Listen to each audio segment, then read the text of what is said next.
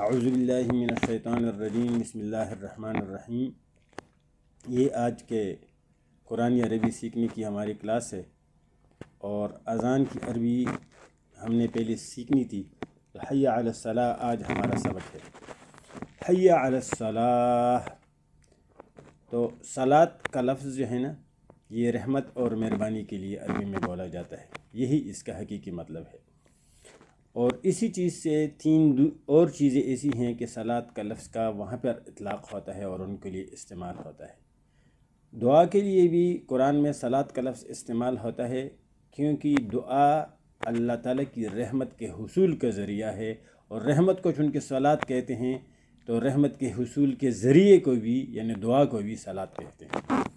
نماز کے لیے بھی یہ لفظ استعمال ہوتا ہے، اس لیے کہ نماز کے اندر ہمیں اللہ تعالیٰ کی یاد حاصل ہو جاتی ہے، اور اللہ کی یاد کے ساتھ اللہ تعالیٰ کی رحمتیں جو ہیں وہ ہماری شامل حال ہوتی ہیں، تو اس لیے نماز بھی رب کے رحمتوں کے حصول کے ذریعہ ہے، تو اس کو بھی صلاۃ کہتے ہیں۔ اور رسول اللہ صلی اللہ علیہ وسلم کے لیے جب ہم اللہ تعالیٰ سے دعا کرتے ہیں کہ اے اللہ، جناب رسول اللہ صلی اللہ علیہ وسلم کے اوپر اپنی رحمتیں ان کی بارش کر دے، تو اس کو فارسی میں اردو میں درود کا لفظ استعمال ہوتا ہے، مگر اسی کے لیے بھی عربی میں صلاۃ کا لفظ استعمال ہوتا ہے۔ تو اس لیے قرآن مجید کی وہ آیت کہ جس کے اندر اللہ تعالیٰ نے مومنوں کو ہدایت کی ہے کہ منافق تو اللہ کے رسول صلی اللہ علیہ وسلم کو اذیت دے کر خوش ہوتے ہیں، مگر مومنوں کو چاہیے کہ وہ رسول اللہ صلی اللہ علیہ وسلم کے لیے دعا کرے کہ اللہ تعالیٰ مزید رحمتیں ان کے اوپر کرے اور ان کے درجات بلند کرے۔ تو وہ سورۃ احزاب کی جو آیت ہے اس میں صلاۃ ہی کا لفظ تین مختلف معنوں سے استعمال ہوا ہے۔ لفظ ایک ہے مگر اس کے کرنے والے مختلف ہیں۔ فرمایا کہ ان اللہ و ملائکتہ یصلون علی النبی، بے شک اللہ بھی صلاۃ کرتے ہیں اور اس کے ملائکے بھی صلاۃ کرتے ہیں۔ کن کے اوپر؟ نبی کے اوپر۔ یا ایھا الذین آمنوا صلوا علیہ، اے ایمان والو تم بھی نبی کے اوپر صلاۃ کرو، وسلموا تسلیما، اور ان کے سامنے تسلیم والے بن جاؤ، ان کے سامنے ان کے حکم کے خود کو حوالے کر دو، ان کے سامنے تسلیم ہو جاؤ۔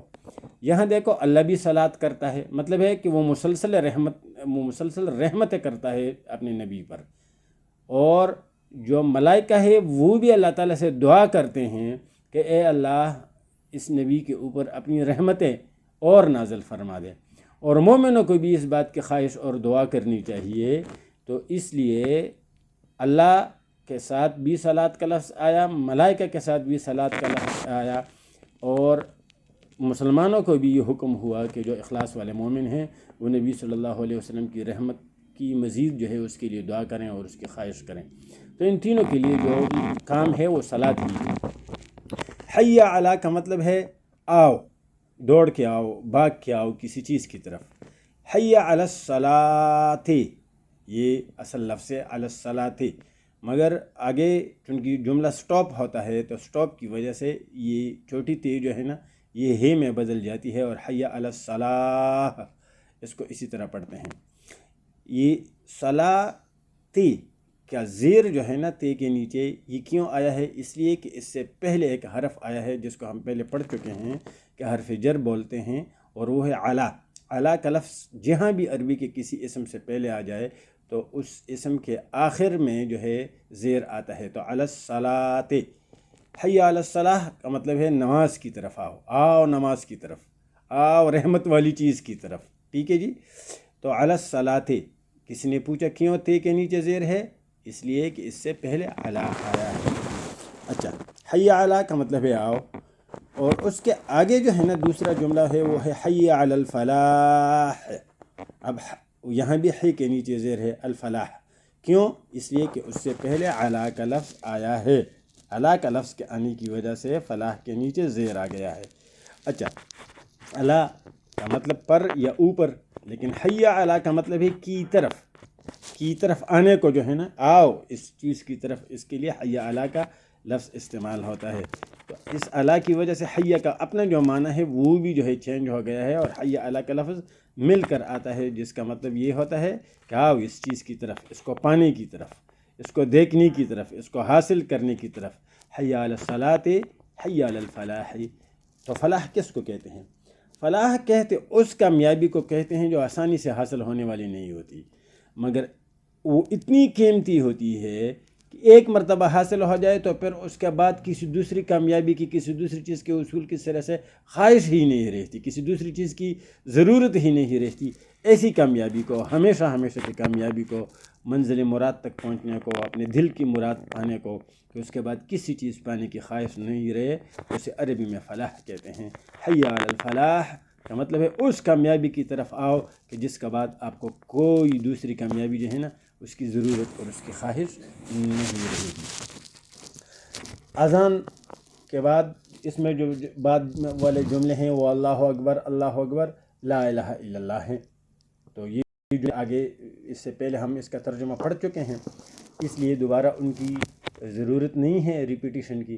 اللہ اکبر، اللہ اکبر، اللہ سب سے بڑا ہے اور اللہ سب سے بڑا ہے. لا الہ الا اللہ، اس کے علاوہ کوئی عبادت کے لائق نہیں ہے.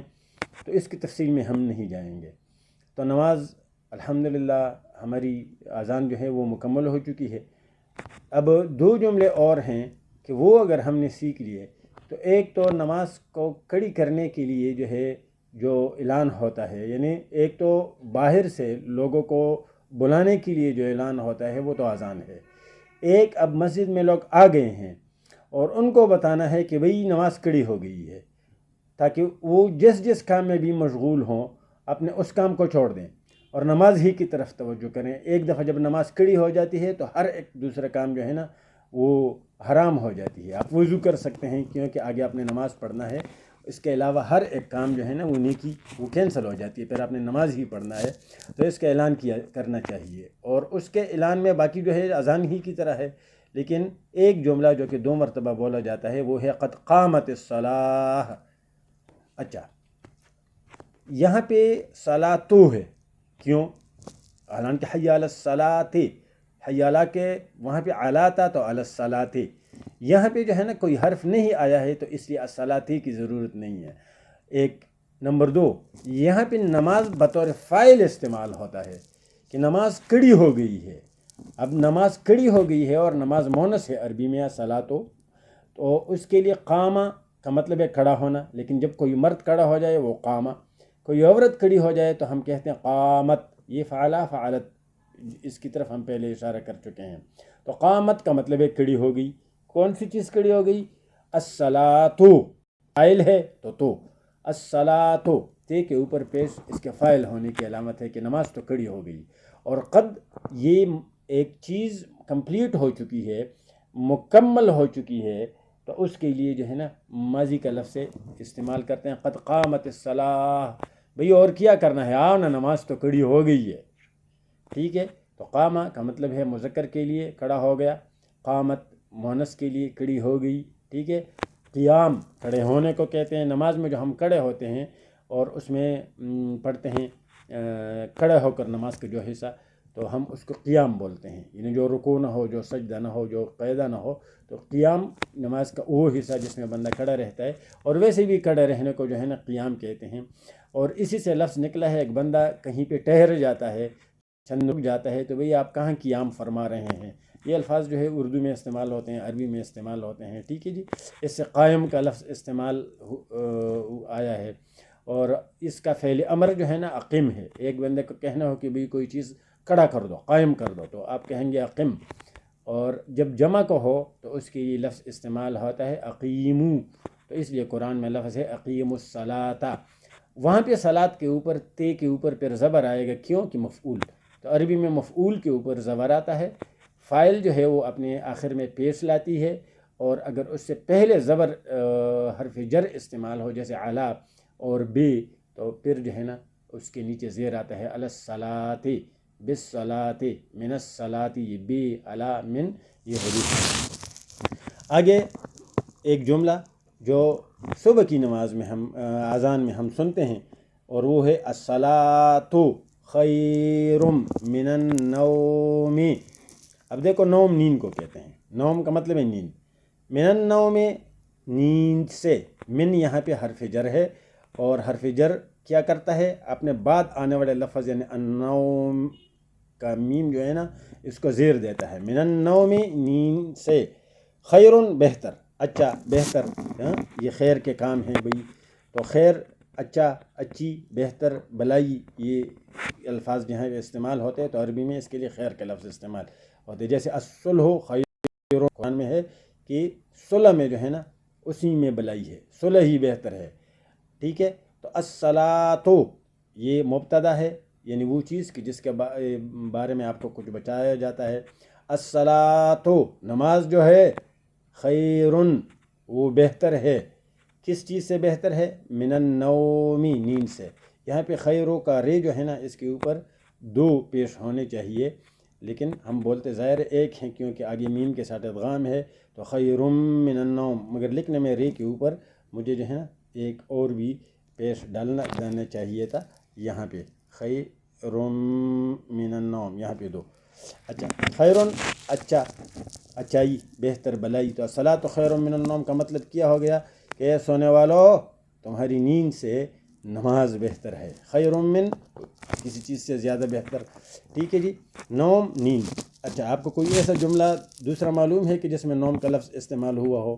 جی ہاں، آیت الکرسی کی طرف جو ہے اپنا دھیان لے جائیں، وہاں پہ ہے کہ اللہ وہ ذات ہے، اللہ لا الہ الا ہو، کہ اس کے سوا کوئی الہ نہیں، الحی القیوم وہ سدا زندہ رہنے والا اور سب کو قائم رکھنے والا ہے، اور لا تأخذہ سنۃ ولا نوم، لا تأخذہ اس کے اوپر گرفت نہیں کرتی، اس کے اوپر غالب نہیں آ سکتا، سنۃ اونگ، ولا نوم نومن، نومن یا نوم کیا نیند، لیکن یہاں پہ نومن نیند اوپر غالب نہیں آ سکتی، تو یہاں نومن کیوں ہے؟ اس لیے کہ نومن یہاں پہ فاعل ہے، مگر صبح کی نماز میں الصلاۃ خیر من النوم کیوں زیر ہے؟